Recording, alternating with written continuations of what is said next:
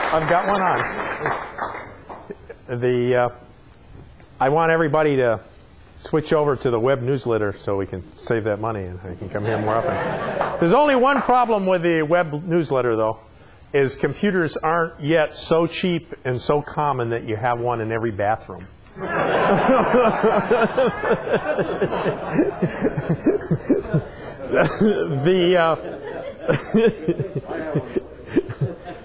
I laughed about the toolbox here too, because some years ago I did a similar thing. I designed a sort of a tool cabinet to go next to my bench to keep things in, and I thought, wouldn't it be nice to keep all my finishing supplies in the bottom drawer? So I very carefully measured gallon paint cans, and I made the drawer to take gallon paint cans. And I didn't allow for the fact that the slide, when you put a roller slide in there, kicks the drawer up about a 1/16 or an 1/8 of an inch, you know.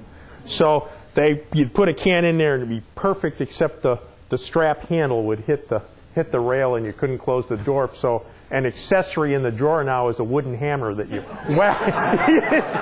You whack the paint can, you flatten the handle out, and it all fits in there perfectly. So you can always overcome a problem. I'd like to talk tonight for a few minutes on each one of you finding your balance between hand and power tools. In my youth, I was enough of a hand tool aficionado that I forsake power tools and did everything by hand, including resawing boards and so on and so forth. I was much like the great yacht designer Herreshoff, who felt that the only way to travel was a sailboat, and any man on a power boat was a dullard, and any woman was a harlot. But after some years of beating my head against the rocks, so to speak, and getting through my wife saying that she wanted the kitchen done in her lifetime and things like this, that I soon learned that a biscuit joiner and other power tools weren't so bad after all. On the other hand, I have a colleague, King Heipel, who's a good friend and does a lot of instruction at our workshops. And he's a retired orthopedic surgeon, and he feels that the best accessory that any tool can have is a power cord. And, I mean, some of this is obvious. For instance, I can remember doing a workshop in a large industrial arch space, and there was another presenter there, and he continually walked from his bench about to the back door to cut off little bits of dowel that he was using in a project at a bandsaw, when he could have had a back saw at the bench and done this in 2 strokes, and all this stuff was buried and you never saw the light of day, and it would have been just as easy to cut it with a back saw. So there's an obvious case of where a back saw could do the job better than a bandsaw, just from the fact of the portability of the tool. I also, in smoothing things, I happen to think that a plane actually, in most cases, gets your basic smoothing done much easier than sanders that most of us can afford. If you can buy a $25,000 time saver sander where you just throw the board in and it comes out the other end, that's a different matter. But for most of the little palm sanders that we all use, or fairly sophisticated palm sanders, a hand plane will actually make the thing smoother and flatter with crisper edges in much less time. And besides that, you get a little bit of a workout, so you can cancel your trip to the gym tonight, and you know, and there's a certain zen of using that plane that is just plain fun. So it'd be hard to get my hand planes out of my hands. In fact, I don't really have an accurate count of how many hand planes I own, because I'd have to tell my wife. But some other things are less obvious, and often it's a case of how many and in what time frame you have to do a project. And a couple examples, an obvious one is dovetails. I happen to really like hand cutting dovetails. I mean, it's just, again, very zen to me. I like hand tools. I just really get a tremendous charge out of them. But at some point, it's obviously easier to use a dovetail jig. And if you're making a kitchen or a bathroom vanity or something like that, nobody's going to really care whether you hand cut that dovetail or you use the machine to do it. And the machine does it so much faster and easier that it's worth setting up the machine. On the other hand, if you're building period furniture with a lot of different drawer variations, and very often in period furniture or in modern furniture, let's say fine furniture, you graduate the drawers as you go down in a carcass for a lot of reasons, to hold bigger things towards the bottom. But you always make some variation in drawer height just for perspective. As you look down at this piece, that you get a better view if the drawers increase in size as they go lower in the piece. If you try to do this kind of work with a jig, you have to make a separate setup for every drawer in the cabinet. And very often you can hand dovetail it in about the same time. And of course, when you're done, you have the joy of saying that I hand dovetailed this, and everybody goes, woo.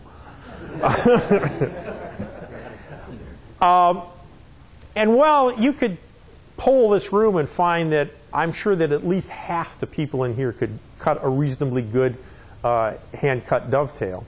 If you asked how many could hand-cut a mortise and tenon joint, there would be far fewer hands. And in reality, it's actually, I think, a little bit harder to hand-cut a mortise and tenon joint than it is a dovetail. But almost no one that I know of still hand cuts mortise and tenons, other than me. The reason, when you put a mortise and tenon joint together, it's buried. You never see it again. You don't even know that the joint's there in a good piece of furniture.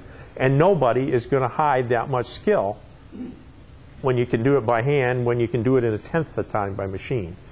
Mortise and tenons are a case where machines do the job much faster. Now, in the early 21st century here, we are so used to machines and precisions to the thousandths of an inch that most people are a bit intimidated by handwork. And if you just sort of go at it and sort of be, not to take away from Star Wars, but Luke, let the Force be with you kind of thing, that within a dozen sets of dovetails, you'll actually do it very easily. And I think, and I've taught lots of people to cut dovetails, but a large part of this is getting it in your mind so that you visualize that joint well enough that you sort of know what's happening with it. And you learn how you cut and the variations of how you use that saw and how you guide to your layout lines. And within a dozen sets, it'll all sort itself out for you. But a lot of it is three-dimensional visualization. That's really what you have to gain. Power tools, on the other hand, can be just as much fun. And I certainly have had a whale of a good time buying a new machine, installing it in my shop, and spending the odd 2 or 3 days to make it work the way I want it to work.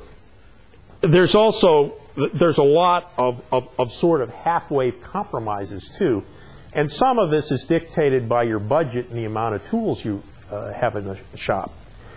A good example again is the mortise and tenon joint.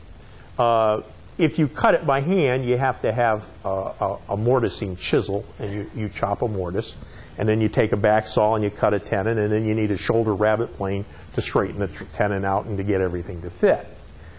Well, you can do it in much less time by using a router to cut the tenon and a hollow chisel mortiser to cut the mortise.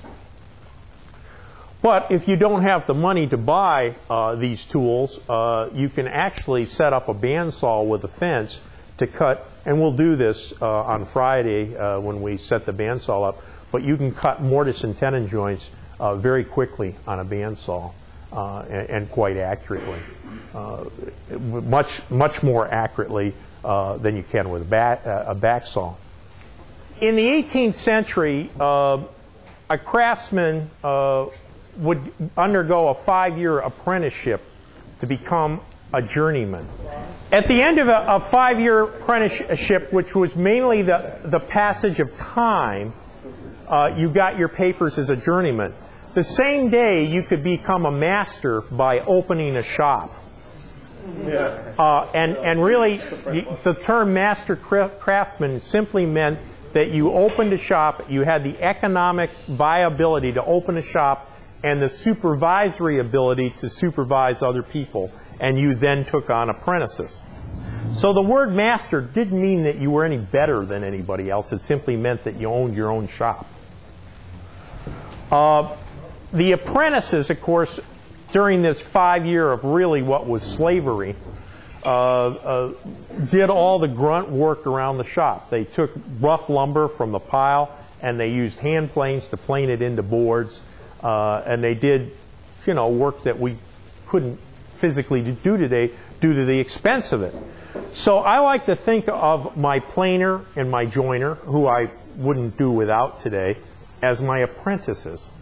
They do the work that would have been done for me in the 18th century by slaves, really, because indentured service was really just, it wasn't slavery, but it was close to it. Here's a piece that is some pieces that are sort of, they're turned objects, and yes, I used a power lathe to basically blank out the shapes.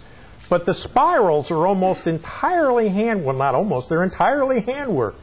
You drill a small hole through the center of the piece that really is the center of the helix, and then you take, I use masking tape, and you wrap it around to create the 2 helixes, and then you backsaw down the sort of edge of the tape, and then you take gouges and you start cutting to either side of your saw curve, depending, so that you're always cutting downhill on the grain, basically.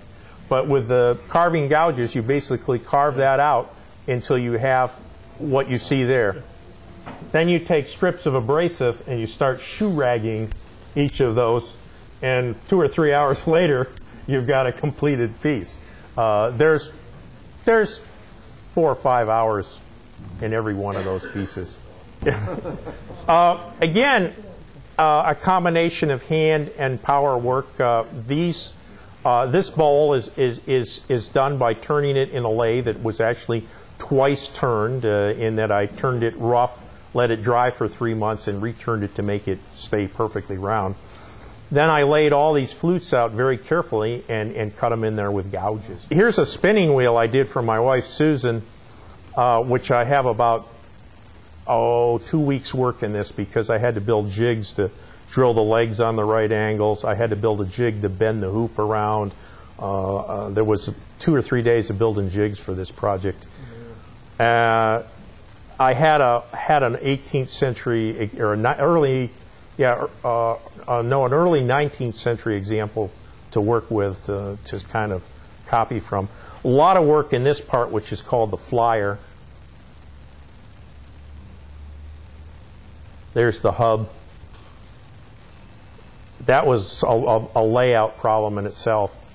Here's a little threaded box I did. This is with a ornamental attachment for a Nova lathe, in which you can do these barley corn patterns, and you can cut screw threads with it. It's quite a fancy attachment.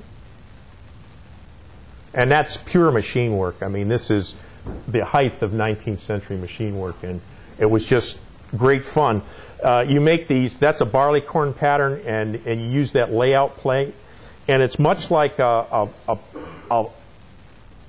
child's toy that was around when my mother was a child. It was called a hootenanny, and when I was around, it was called, when I was a kid, it was Spirograph, I think, was the toy. Yep. Works on the same kind of principle. Little stool, that's pure power, little bit of hand in the assembly. Again, shaker chairs, I've done quite a few of those. Almost pure power. This is a piece that uses offset turning to do the legs, which I'm having. What is that? That's what's called curly or tiger maple. Yeah. That's what's called a porringer table. It's a Queen Anne piece of furniture, and the cabriolet legs are made by offset turning, so they're not true cabriolet legs. You have to plane it cross grain and then scrape it and sand it. A lot of handwork there. The hardest part on that table is there's almost no way you can make that top with power tools.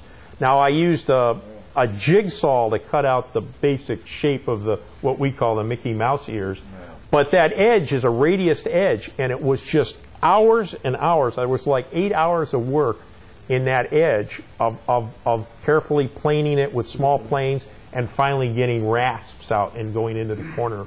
And this is a arts and crafts table. This was pure machine work. The only hand tool used in it was to maybe plane it a bit, but other than that, it was pure machine work. Well, I appreciate the chance to talk to you this evening. I'm sorry for the bit disjointed nature of the talk, but I guess it came out okay. I put a plug in for tomorrow and Friday and Saturday and Sunday. If you can join us, would love to see you, and we'll be doing some fun things. Thanks for coming.